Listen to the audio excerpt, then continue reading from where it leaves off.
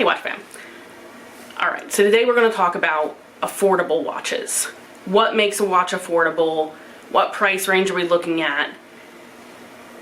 And what does that term mean now in 2024?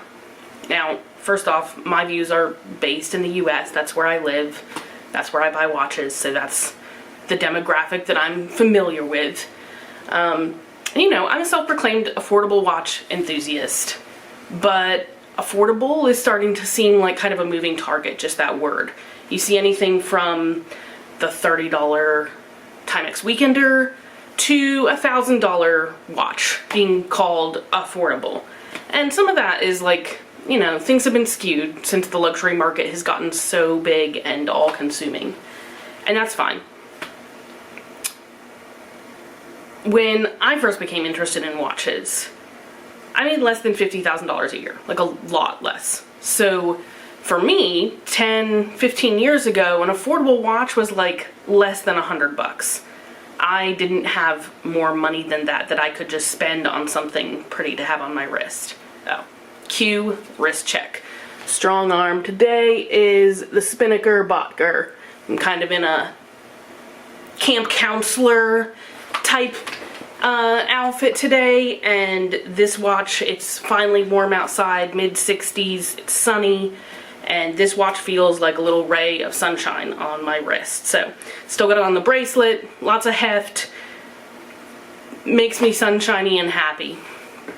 Okay, anyway, a lot has changed since 2013 when I kind of first started getting into watches. And so I decided to dig down and see, what does affordability mean now in 2014? So I looked up the average income for the individual in the United States, and the consensus across most articles is somewhere between $57,000 and $65,000 a year. But most of the time people had to be older than 40 to get over $60,000, and I know a lot of young people are getting into watches. So let's go with the low end, right? $60,000 a year. Now, I was going to do this whole big calculation and percentage about how much of our disposable income we can spend on watches, whatever, but I like geeking out about watches, not math. So instead, I dug down on some itemized lists that show where our money goes. So of course we all have things we have to spend it on, like housing, food seems important, transportation, healthcare, things like that. Those aren't negotiable. We have to have those things. What I focused on was the line items for entertainment and clothing. I feel like watches fall in kind of either of those categories. You can call it an accessory, a hobby is a form of entertainment, so those are what I looked at. The average spent per month in the US on entertainment is $288 a month. Now that includes all of your streaming entertainment and anything related to your pets. So say you have a subscription to F1 and Spotify and Netflix and a little furry friend. All of a sudden your $288 is probably a lot closer to $200 a month. Alright, but we're gonna add in the clothing line item, right? So when you become obsessed with watches, you will pull your money from anywhere in order to buy more.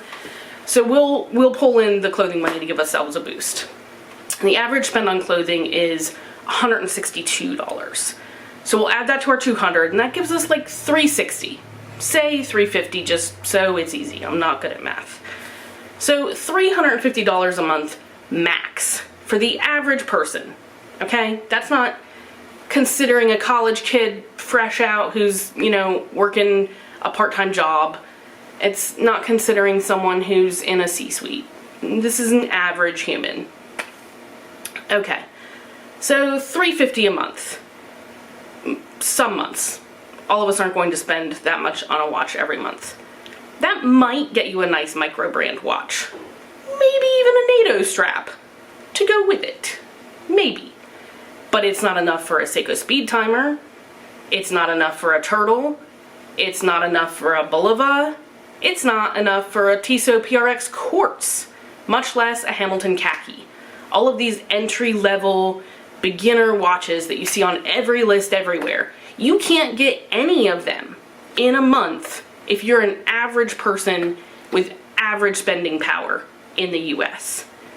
So when I see articles listing the best affordable watches under $1,000, I'm thinking like for some people, maybe even most people, that represents 3 months of all of their discretionary spending. That, I'm sorry, like, excuse me if I'm being like too basic or regular or average or whatever, but that seems like kind of a lot. 3 months worth of expenses. And I don't know about you guys, but like, I've had car payments that were, actually all my car payments have been $300 less or less a month. So you can pay for a car, which we all need, or you can buy a watch. This is kind of the real world thing that people are struggling with here. So given all of that, I don't think it's that surprising that sites like AliExpress or Joma Shop or some of these other sites that have discount brands and Chinese manufactured brands, I don't think it's surprising that they're a big deal in the affordable watch space. Like, not everyone wants to save all of their money for 2 months to buy a Seiko. So when I first started buying watches, it was for their utility, yes. I wanted a way to tell the time, but I also wanted like a nice looking accessory on my wrist. And I didn't have a lot of money to blow on them. It would have seemed insane to spend $350 on a watch when I had to pay for my car, or I needed groceries, or things like that. You know, and this is assuming we're adding in our clothing line item, like maybe you need a new pair of jeans because you ripped yours at work or something, or, you know, your socks got a hole in them. Public service announcement, do not ignore buying necessary clothing replacement items to buy watches. Okay, and PSA. So for me, I spent less than $200 on the majority of the watches in my case. I've got a couple that are worth more than that now. But $200 or less, that was still a lot of money for me. I mean, that was way before I knew how totally uncool it was to spend so little on a watch. I don't know. To me, I'm guessing like $200 to $300 seems like an affordable watch for most people. Maybe $350, $400. Maybe you can stretch it a little bit. And I just don't see like a ton of content that's focused on that range. Partly that's because people can't make money putting up videos and blog posts about $30 Timexes. And maybe it's a little bit about a lack of options. Like, how many more times do you want someone to recommend an Orient to you? Or how many more times do you want to hear that, like, the Seiko 5 is the best watch you can buy for a starter? There's just not a lot of options in that space. One, in general, and two, that aren't fashion watches, and three, that don't invite complete derision from the entire watch community. So I think there's a little bit of all of those three things happening. Now, there are some sites that do a really good job of listing, like, I'm gonna call them actually affordable watches. Actually affordable.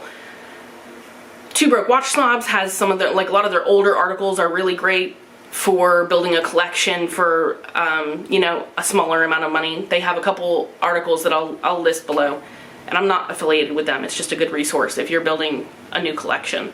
I was even surprised to see that Gear Patrol has a couple of lists that are like best watches under 200, best watches under 500. So it's nice to see a little bit of that content out there. And there's some good diversity on those lists. And of course, we all have our favorite YouTube channels. There's a lot of guys who are doing great articles, great videos of actually affordable watches. Some from AliExpress, yes. Some from the US. Some from all the places in between. For me, if I was starting out again and I had $200 a month to build a collection from scratch, I think that's a whole nother video. So 2 questions for you. What's your favorite actually affordable watch? Say less than 300 bucks. And don't say weekender. And 2, what are some great resources that you found? Blogs, podcasts, YouTube channels, whatever, that do offer great content on actually affordable watches. I would love if you would share those, because I'm still finding those myself. So that's all for today, guys. Thanks so much. Remember, time is all we have. Let's make the most of it.